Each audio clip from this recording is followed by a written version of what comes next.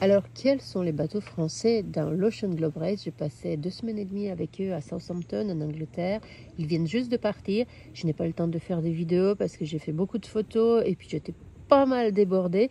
Mais je m'étais dit qu'en mettant bout à bout, j'en ai interviewé certains dans les web TV sur le village en anglais, j'en ai interviewé d'autres en français sur le bateau.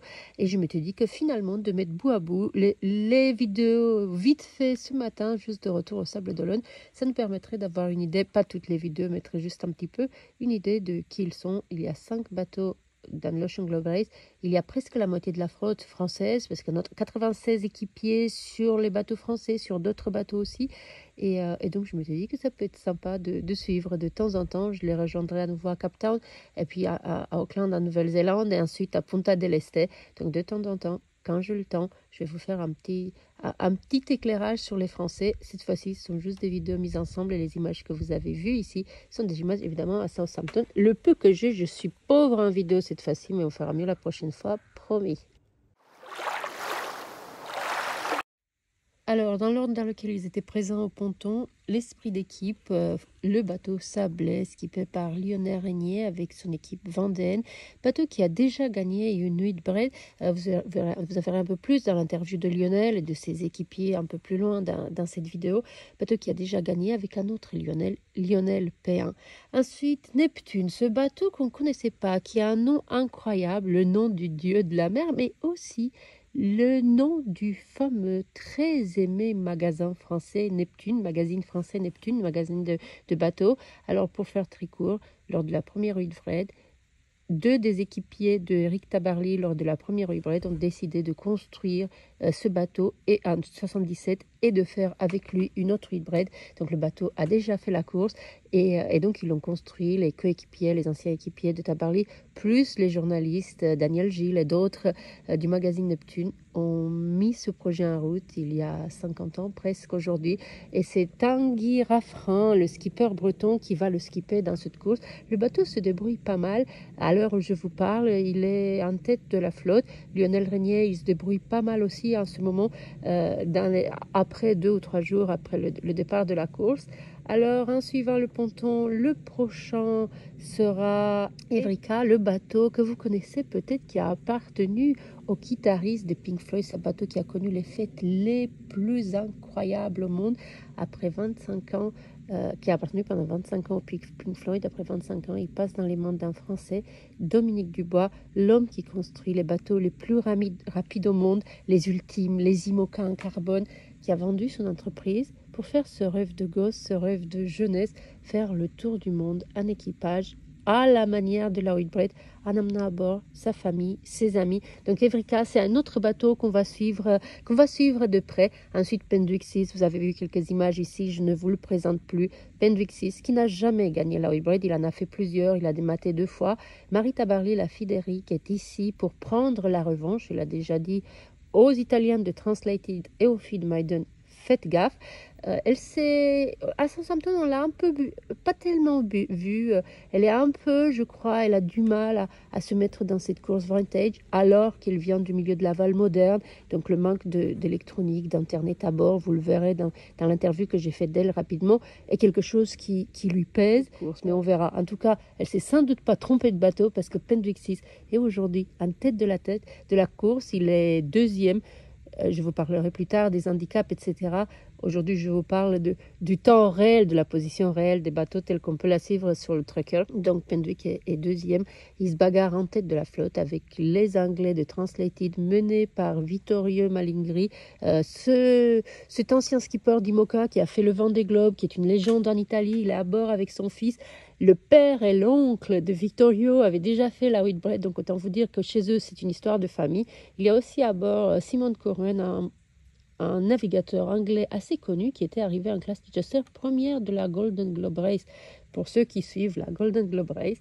Donc c'est Translated, c'est un bateau, c'est un beau projet italien, nous en reparlerons dans une autre vidéo, mais c'est un bateau à suivre. Il est aujourd'hui en tête de la flotte, suivi de très près par Maiden, le bateau qui avait été skippé par Tracy Edwards, la première femme à mettre à bord un équipage entièrement féminin. Vous vous rappelez peut-être de de leur arrivée en Angleterre, toutes les filles en maillot de bain sur le bord du bateau. Elle est toujours, Tracy, une star en Angleterre. Ce n'est pas elle qui skippe le bateau, mais Rachel, une très jeune navigatrice de 26 ans, avec des filles à bord, un équipage à bord venant du monde entier. Nous en reparlerons également peut-être à une autre occasion. Si vous voulez avoir des infos des autres bateaux qui ne sont pas français, dites-le moi en commentaire et puis je vous mettrai d'autres informations sur l'histoire d'un bateau ou d'un autre. Donc Maiden est en tête, peut-être aujourd'hui de passer en tête de la flotte. En tout cas, Penduic, le bateau français, est deuxième et donc on va le suivre de près. Et ensuite, et c'est le dernier dans l'ordre du ponton, Triana, skippé par Jeanne d'Arthuis. Ce bateau qui a à son bord des personnages, des caractères comme Stéphane, marin pêcheur de Brest, qui a la plus connue poissonnerie de Brest et qui est ici parti pour un tour du monde avec cet équipage éclectique organisé par Jeanne d'Arthuis. Je vous citerai peut-être encore un autre nom à bord parce que vous le connaissez tous, Sébastien Odigan, 6 tours du monde, 6 passages du Cap Horn, plusieurs trophées Jules Verne, des vitesses assez spectaculaires. On le connaît en classe 40, on le connaît un peu partout. Je n'ai plus besoin de vous présenter en France Stéphane Odigan, mais puisque je n'ai pas plus de vidéos, il faut vous mettre par-dessus ma voix qui parle, je suis définitivement beaucoup trop bavarde. Je vous laisse donc, j'arrête là et je vous laisse découvrir l'un après l'autre quelques extraits des interviews de ces navigateurs français que j'ai fait à Southampton. Je vous embrasse, je vous dis à très vite. Bye bye.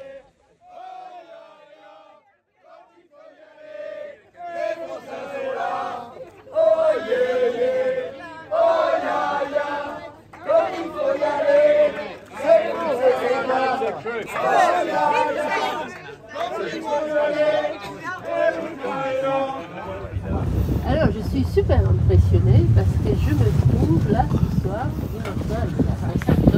sur le bateau de Pink Floyd. L'ancien bateau de Pink Floyd. Le bateau de Dominique Dubois et d'Evrika, tout à fait. Voilà, sur Evrika, un magnifique bateau effectivement qui a appartenu au claviériste des Pink Floyd pendant 24 ans exactement. Tu es un passionné de voile, on le sait. Tu as poussé cette passion tellement fort parce que dans les derniers mois, tu m'as impressionné. Tu avais un bateau qui se préparait depuis des années, Futuro, un Swan, un magnifique Swan. Tu l'avais préparé, tu étais prêt quasiment un an avant la course. Et puis un jour, sur un berre, dans un port, lors d'une tempête française, le bateau est tombé du berre et ton projet est tombé à l'eau. C'était même pas à l'eau, c'était sur le parking avec. C'était il y a combien de temps? C'était le 16 janvier à 1h32 du matin. Tu te rappelles? Je ne vais pas l'oublier, c'est une date que je ne pourrais pas oublier. Il y avait un dicton qui dit « Tout ce qui ne tue pas rend plus fort ». J'étais pas mort et je ne suis pas de nature à renoncer quand j'ai un projet en tête. Je vais jusqu'au bout, je tiens tellement à faire cette course depuis si longtemps et j'avais mis tellement d'énergie dedans que de ne pas la faire, je pense que j'aurais vraiment fait une énorme dépression pendant des années. J'aurais regretté toute ma vie de ne pas l'avoir fait. Quand on est rendu là, à ce point-là, on ne peut plus s'arrêter, il faut y aller, tant pis. Ouais.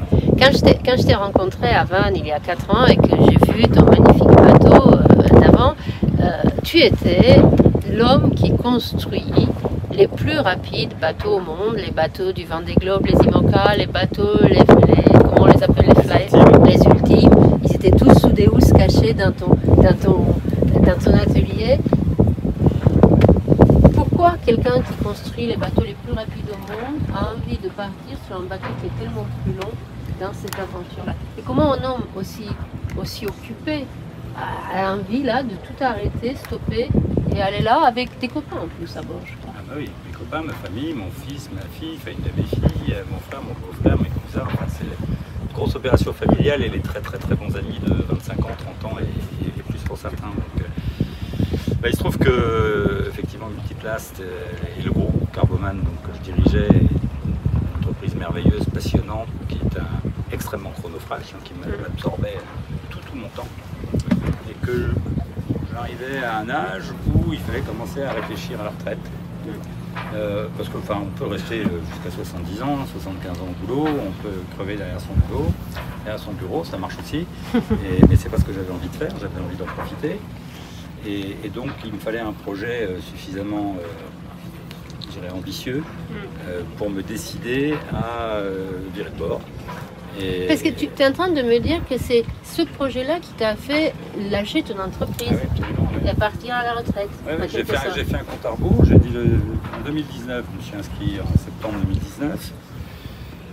Et j'ai fait un compte à rebours en me disant on part en juin 2023. Ça veut dire que l'année qui précède le départ, juin 2022, juin 2023, je dois être 100% disponible pour préparer cette course parce que c'est un énorme truc. On se rend pas, enfin, les gens ne se rendent pas compte, mais même mes équipiers ne se rendent pas compte. C'est un énorme truc. Et donc il fallait qu'en 2022 j'ai vendu. Et donc en 2020 j'ai commencé à structurer l'opération, à chercher des acheteurs et j'ai vendu effectivement le 28 juin 2022. Voilà. Mais tout est programmé en fait, c'est quelque chose. C'est pas un truc qu'on fait au hasard, de toute façon. On ne peut pas faire ça au hasard. On fait parce qu'on a envie et ça s'organise et c'est pour ça qu'on est là. Sinon, il y avait 28, je crois, bateaux qui étaient préinscrits ou inscrits au tout début. On n'est plus que 14 ici, c'est pas pour rien.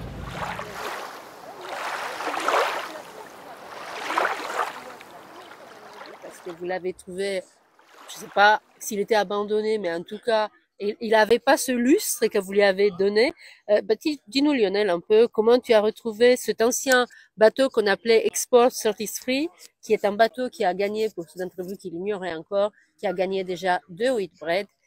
Je vais te laisser, Lionel, nous dire où tu l'as trouvé et qu'est-ce que c'est que ce bateau. Alors, comment on l'a trouvé? On l'a trouvé parce qu'on l'a cherché, déjà, parce qu'il a fallu le chercher, le trouver, le retrouver, faire en sorte qu'il soit à vendre, et après faire une opération commando aventure en plein Covid pour aller le chercher à l'autre bout du monde, puisqu'il était encore plus bas qu'Ushuaia, à Puerto William, dans un état pas terrible. Wow.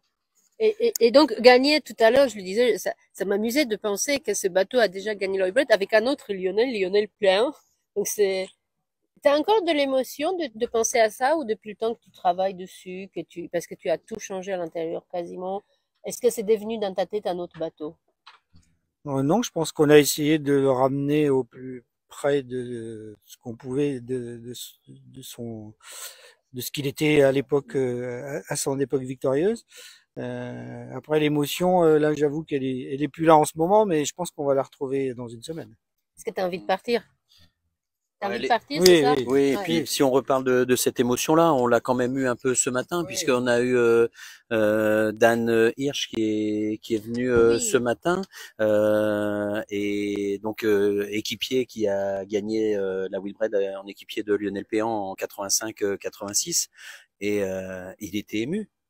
C'est vrai? Et ça a été important pour lui de venir là, et il a fait le déplacement pour venir sur le bateau, pour venir nous voir, nous encourager, et on sentait bien ce matin qu'il revivait tout ce qu'il avait vécu il y a 40 ans. Il y a quelque chose d'assez joli qu'il nous a dit, c'est que pendant des années, il a rêvé du coup, je vais parler de son rêve. Il a rêvé que Lionel Péan lui redisait allez, on repart autour du monde, on refait un tour du monde. Est-ce que tu viens? Il faut qu'on remonte un projet, etc. Et longtemps après la Whitbread de 85-86, il a eu ce rêve qui l'a hanté, où Lionel Péan le rappelait et dit on repart. Ah oui. Et du coup, ce matin, il nous disait c'est par procuration. C'est mon rêve qui se fait là. Il se réalise grâce à vous. Et je dis ça parce qu'en vous regardant tous là, et c'est ça aussi mon émotion, je me dis que finalement, dans 40 ans, quand vous serez sur un autre bateau, d'autres gens qui vont faire la même chose, ou peut-être sur celui-là, qui sait s'il repart pas, ça vous... Non, mais dans 4 ans, la prochaine Ogère, s'il est à vendre, ça vous rappellera, je pense que ce qui se passe comme intensité, je ne suis pas navigateur, mais j'imagine que ce qui se passe comme intensité humaine à bord quand on part dans des choses aussi extrêmes doit être quelque chose de très fort. Je ne sais pas, monsieur le navigateur, qu'est-ce qu'on ressent? Tu as déjà navigué en équipage aussi? Tu es plutôt solo sailor à la base, je crois. Oui, j'ai navigué en équipage, mais il y a très longtemps. Et depuis, je faisais plutôt du solitaire ou du double. Donc, on s'y est habitué. On s'y est habitué cette année. On va s'y habituer, mais oui, les gars de l'équipage d'avant ont pleuré avec nous au baptême du bateau, puis je pense qu'on chialera tous dimanche prochain.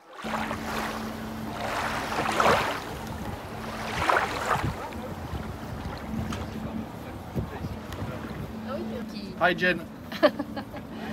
Jean, on te connaît en France, Si on dit Jean d'Arthuis, tout le monde va dire tout de suite M6, ou Paris Première, ou W9, ou les Girondins de Bordeaux, ou le Bandol. Moi, ce qui m'intéresse le plus dans ta vie, c'est le Bandol, mais bon, pour maintenant, c'est plutôt cette histoire de bateau, parce que je suis cette course depuis un moment déjà, je vois tous les projets, ils sont tous différents, ils sont tous fous un peu. Et le tien l'est aussi, parce que tu as décidé, il n'y a pas si longtemps que ça, de mettre un bateau dans cette course. Et tu l'as fait comme tu fais tout dans ta vie, tu as l'idée, et puis tu y vas. Et puis ça fait quoi? Ça fait même pas un an? mois, ouais. Ça fait 6 mois. Noël, Alors, à Noël. qu'est-ce qui peut, comment un homme aussi pressé, un businessman aussi pressé, peut décider de faire un tour du monde? Qu'est-ce qui peut te pousser à un truc pareil? Ben, c'est un peu suivre ses rêves, parce que tous les sujets que tu as cités, qui ont toujours été un peu les moteurs dans ma vie, c'était des envies, soit des secteurs d'activité, soit des gens rencontrés. Bon. La voile, c'est comme le vin, une vieille passion de jeunesse. Et en fait, j'ai commencé la voile comme étudiant, j'ai fait des courses. Et puis, j'ai passé un an avec Olivier de Kersauzon, qui préparait le premier trophée Jules Verne. Et donc j'avais été le voir, je lui ai dit j'aimerais bien venir avec vous pour préparer cette course, comme le font certains jeunes qui maintenant viennent sur nos bateaux pour faire une course. Et donc j'avais passé presque un an ici à Brest, au Moulin-Blanc, pour préparer le premier record du Tour du Monde. Et puis après, la vie m'a emmené vers d'autres routes, la télévision, le football, tout aussi amusant, mais c'est vrai que la voile s'était un petit peu refermée. Et puis à la cinquantaine, tous les rêves d'enfant se réouvrent dans la tête. Donc j'ai appris à Noël dernier que Don relançait cette Whitbread qui nous a tous fait rêver. J'aurais su plus tôt, on aurait été plus près, mais je l'ai appris qu'à Noël. Et donc depuis Noël, c'est vrai qu'on a mis les bouchées doubles pour être sur la ligne de départ. Je pense que cette période a d'ailleurs été la plus difficile, presque plus que la course, puisque en 6 mois, on a dû trouver un bateau, trouver un équipage, monter le projet et être en condition à la fois de sécurité, d'harmonie d'équipage. Il y a l'équipe qui rentre du départ de la Clipper Race. Les Clippers, ça c'est dans l'autre sens alors. Ouais, ils sont partis, je ne sais même pas dans quel sens. Ouais, pardon, je t'ai coupé. Et donc voilà, donc c'est vrai qu'en 6 mois, ça a été un gros effort de tous. Heureusement, j'ai trouvé ou retrouvé d'ailleurs quelques équipiers de Kersauzon de l'époque, dont Sébastien. Déjà, tu as Odigan à bord. Voilà, Odigan, qui est un formidable marin et qui évidemment m'a beaucoup aidé. Il a pris en main le chantier. Et donc voilà, et comme tu sais, quand on commence les travaux sur un bateau et qu'on commence à soulever un capot, on ne cesse de trouver des mauvaises surprises. Donc le boulot a été 2 fois plus long et 2 fois plus difficile que prévu. Je crois que c'est le cas de tous les marins qui sont sur la ligne. Je vais te dire un secret pour avoir fait quelques web TV avec Don en anglais cette semaine. Quand je pose la question à tout le monde, tous ceux à qui on a posé la question nous ont dit que ça leur a coûté plus cher que ce qu'ils avaient prévu et que ça leur a demandé beaucoup plus d'énergie que ce qu'ils imaginaient. Initialement, c'était le rêve, le truc, ça avait l'air simple. Et puis, comme tu dis, c'est exactement ça. Plus tu ouvres des choses dans le bateau, plus tu entre les choses techniques et aussi tout ce règlement de course qui est extrêmement pointu. Très lourd. Oui. À l'ancienne, c'est-à-dire que les bateaux que tu achètes aujourd'hui ne sont pas, ils sont équipés avec, tu vois, tout à l'heure, on était dans la baignoire chez Lionel, sur l'esprit d'équipe. Les voiles, les winches, tu ne peux pas avoir une winch électrique à bord, par exemple, toutes ces choses-là. C'est vrai, c'est vrai que je crois que c'est le cas de toutes ces préparations de course. C'est toujours plus long, plus cher, plus douloureux. Mais c'est aussi ça qui fait la beauté du jeu et qui fait, à mon avis, l'immense plaisir de l'accomplir. Parce que c'est vrai que c'est un effort énorme que tout le monde fait. Tout le monde... Chacun fait son Himalaya d'une certaine manière en préparant une course comme celle-là. Financièrement, c'est vrai que c'est un très gros effort. Moi, je la finance moi-même et je retrouve le fameux facteur pi que j'ai toujours retrouvé dans les business plans dans ma vie. C'est-à-dire que tu estimes que ça va coûter 100, ça finit toujours par coûter 300. C'est grosso modo une règle immuable. Et je suis sûr que tous les bateaux ici retrouveraient ce calcul. Donc c'est vrai que c'est un effort financier. Mais enfin, c'est plus amusant qu'un contrat d'assurance vie. Donc au moins, c'est pour faire quelque chose d'assez formidable et une aventure formidable. Donc je ne regrette pas du tout. Et puis c'est l'occasion aussi de retrouver des marins et cette ambiance assez unique de vivre. C'est un peu, tu parlais d'M6, j'ai passé 20 ans chez M6 et effectivement le loft qui était ce concept de vie à 10 dans un univers très contraignant. C'est pas moi qui l'ai inventé, mais c'est M6 qui avait été le premier à diffuser ça. Ah oui. Voilà, en espérant qu'il n'y aura pas un équipier qui sortira toutes les semaines. Parce que le vrai jeu, c'est l'élimination toutes les semaines. Nous, ce ne sera pas ça. Mais... Oh, tu sais, on voit que la vie à bord, quand il y a beaucoup de gens à bord, n'est pas nécessairement évidente. Surtout sur, tu sais, les courses, les régates et d'autres courses, tu peux être plusieurs à bord, mais c'est court. Là, c'est un travail de longue haleine, de long temps, dans des conditions à l'ancienne qui sont finalement plus difficiles à vivre. Oui, je crois, effectivement. Et ça va demander beaucoup de contrôle de soi, beaucoup d'attention aux autres. Moi, j'essaye aussi... la préparation a été par moments difficile, avec beaucoup de tensions, de frictions. Ça nous a aidé à anticiper ce que va être la course.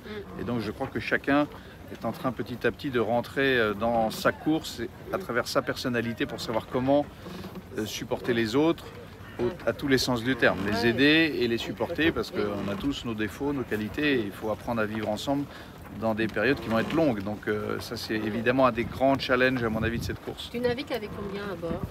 Donc nous serons 8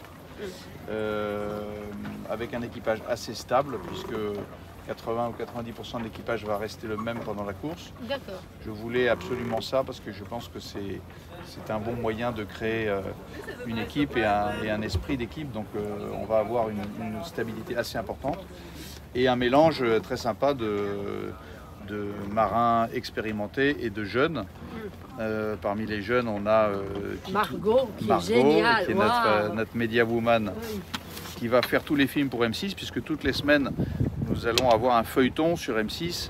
Ah, c'est vrai? Oui, toutes les semaines, M6 va diffuser les carnets de bord de Triana donc, et relater un peu l'OGR avec tous les épisodes que nous allons vivre pendant cette course. Donc, pendant 7 mois, toutes les semaines, vous aurez sur M6 un épisode et sur RTL à la radio aussi, une interview tous les samedis sur RTL pour suivre la course. Donc ça, c'est plutôt sympa parce que ça donne...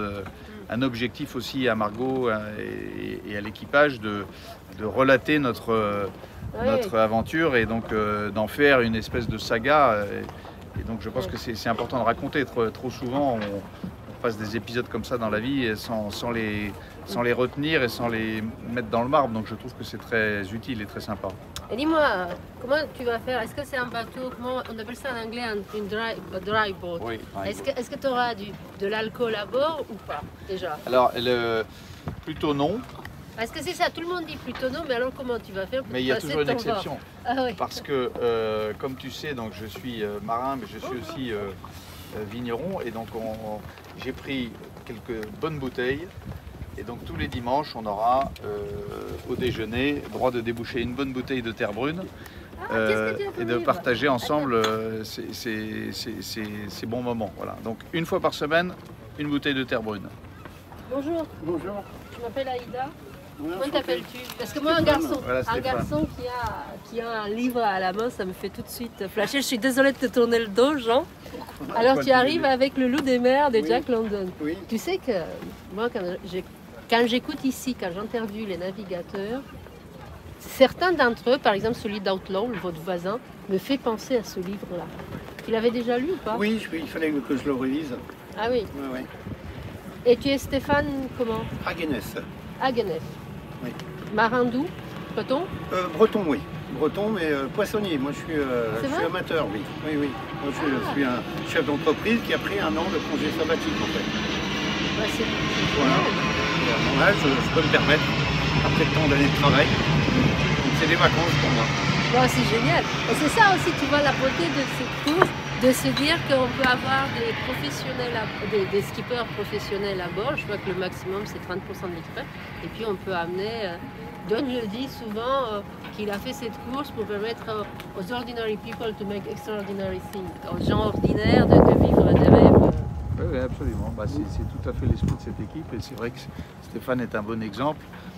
il a toute sa vie bossé dur comme chef d'entreprise et comme il en a fait un très grand succès d'ailleurs à Brest, puisqu'aujourd'hui il a les plus belles poissonneries de Brest et il a décidé de venir pendant un an, de tout lâcher, de donner les rênes à son second et de venir avec nous. Donc c'est la preuve que d'abord les cimetières sont remplis de gens indispensables, comme tu le sais.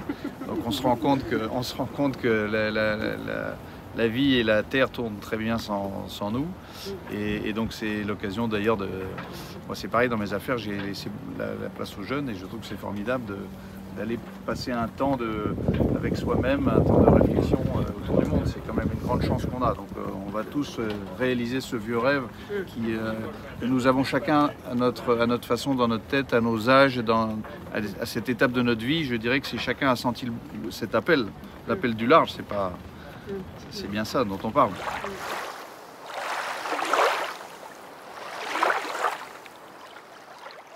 C'est le déjeuner ou le goûter là que vous nous offrez? Là, c'est vraiment le moment. C'est un café. C'est du pâté français. Ah, c'est maison. Hein. C'est vrai? Je veux un capitaine. Est-ce qu'il y a un capitaine à bord? Oui. Il y a deux? Moi, je veux les deux. J'ai demandé l'autre jour aux uns aux autres, et je ne dirai pas qui, dans ton équipage, m'a dit, je demandais, mais pourquoi vous, qui êtes français, pourquoi vous voulez faire cette course qui parle d'Angleterre, qui est une course anglaise, alors qu'il y a tellement de courses, pourquoi des Français dans cette course? Et donc, je ne dirai pas qui, dans votre équipage, m'a dit, les Bretons sont là pour baiser les Anglais. Donc là, je sais que vous êtes Bretons. Pour branler les Anglais. Ah pardon, excuse-moi. Ça fait 7 générations qu'on essaye de les branler. depuis Robert Surcouf et Duguay Trouin. Alors, tu es le capitaine, tu navigues depuis que tu es enfant. Tu as même navigué avec Tabarly, je crois. Non. Non. J'ai pas navigué avec Tabarly. J'ai rencontré Tabarly, j'ai eu la chance de rencontrer Eric quand j'étais plus jeune, mais j'ai jamais navigué. Par contre, il y a un de nos équipiers, un des promoteurs du bateau en 77, et deux promoteurs du bateau d'ailleurs en 77, quand ils ont fait construire le bateau, qu'ils ont fait la deuxième Whitbread, c'était des anciens de nos équipiers de Tabarly. Il y a Daniel Gilles et Bernard Deguy. Ah oui. Donc c'est Bernard Deguy qui a fait construire le bateau après avoir fait la première Whitbread sur Penvic 6. Et Daniel Gilles, c'est lui qui a écrit la biographie d'Eric, un gros bouquin magnifique, avec énormément de photos. Et c'était un proche d'Eric. Et donc, comment est née l'idée de ce projet Neptune? D'abord, déjà, voilà, je ne vous ai pas présenté Tan et le capitaine, Stéphane est le second. Comment est née cette idée? Déjà, pourquoi Neptune? Était-ce le nom du bateau avant, déjà? Oui. Alors, le nom original du bateau, c'est Neptune.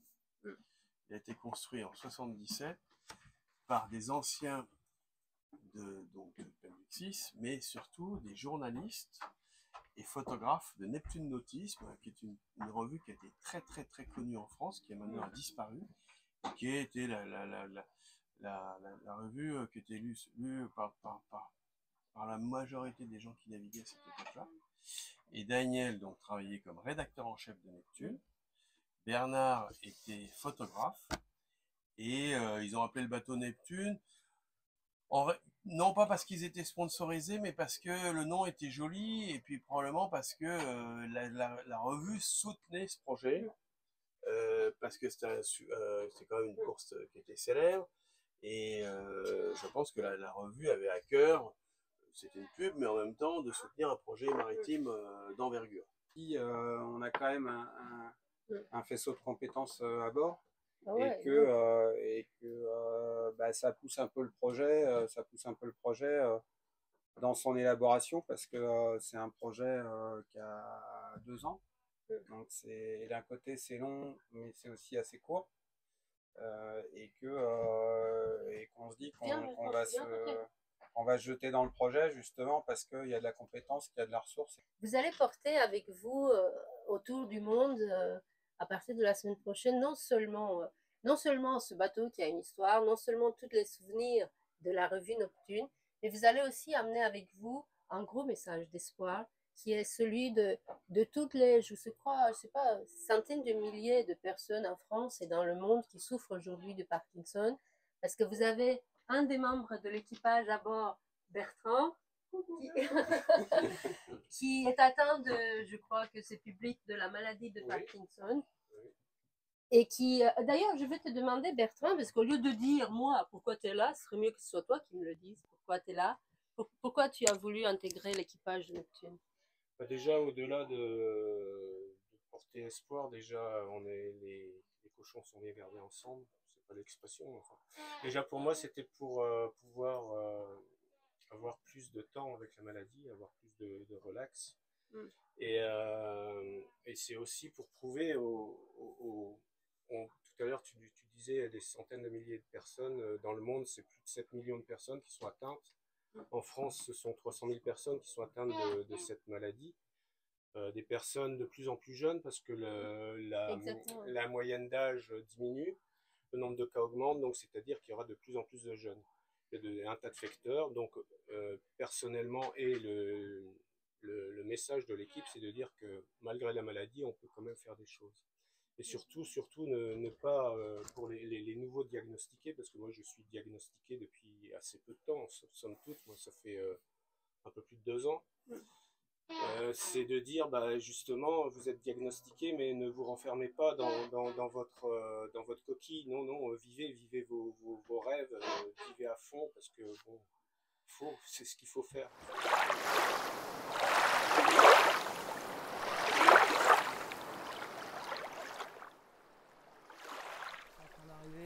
On a toute la nourriture qui est en train d'arriver, on a le matériel de spare qui arrive de France, on a toujours nos boules à facettes.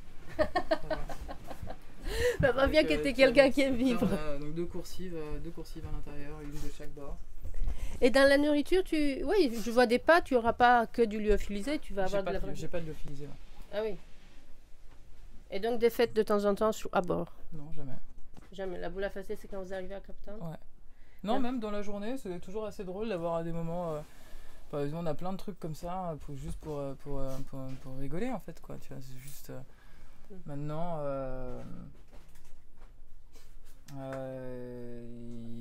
Non, en mer, on est assez sérieux. Mais après, on a beaucoup de moments où on rigole. Il faut, hein, attends, on doit avoir 5 pistolets à eau à bord, on doit avoir des trucs. C'est qui le plus jeune à bord? Il a quel âge? Ça va être Simon, je pense, il aura 22 ans, 23 ans maintenant. Parce que je crois que la moyenne d'âge de ceux que j'ai vus, en tout cas sur les précédents jours ici avec toi, la moyenne d'âge vous êtes assez jeune globalement. Ouais, non, ils sont super jeunes. Après, j'en ai 2 qui plombent la moyenne d'âge avec Philippe 65 et Laurent, je sais plus, à 50 et des baleines, mais sinon, ils sont tous entre 22, 25, 30. Ouais. Ouais. Après 6 semaines, 4 semaines, combien tu penses mettre pour arriver à Cap Town de temps? Je pense que 36 jours, c'est pas mal. Après 36 jours, avec la boule à facettes et les pistolets à eau, je suis sûre que Philippe Péché et Laurent vont perdre 10 ans pour sûr.